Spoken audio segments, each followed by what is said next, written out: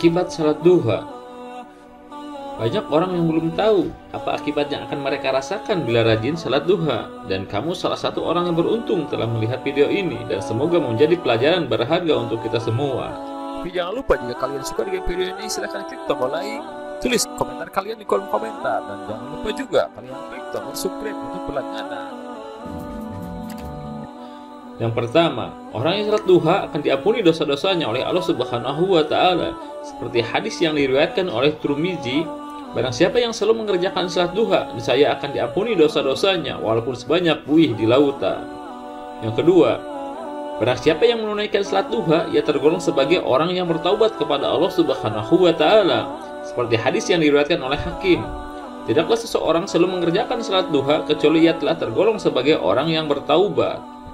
Yang ketiga, orang yang menunaikan salat duha akan dicatat sebagai ahli ibadah dan taat kepada Allah Subhanahu wa Ta'ala, seperti hadis yang diriwayatkan oleh At-Tabrani. Barang siapa yang salat duha 2 rakaat, maka dia tidak ditulis sebagai orang yang lalai. Barang siapa yang mengerjakan sebanyak 4 rakaat, maka dia ditulis sebagai orang yang ahli ibadah.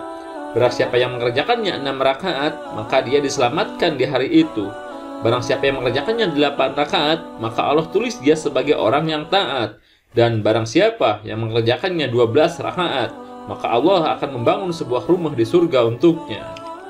Yang keempat, orang yang istiqomah melaksanakan salat duha, kelak ia akan masuk surga lewat pintu khusus, pintu duha yang disediakan oleh Allah Subhanahu wa Ta'ala, seperti dalam riwayat hadis At-Tabrani. Sesungguhnya di dalam surga terdapat sebuah pintu bernama pintu duha. Apabila kiamat telah tiba, maka akan ada suara yang berseru, "Di manakah orang-orang yang semasa hidup di dunia selalu mengerjakan salat duha? Ini adalah pintu khusus buat kalian.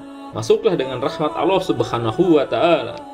Yang kelima, Allah akan mencukupkan rizkinya, seperti hadis yang diriwayatkan oleh Abu Darda. "Wahai anak Adam, janganlah engkau merasa lemah di hari 4 rakaat dalam mengawali harimu.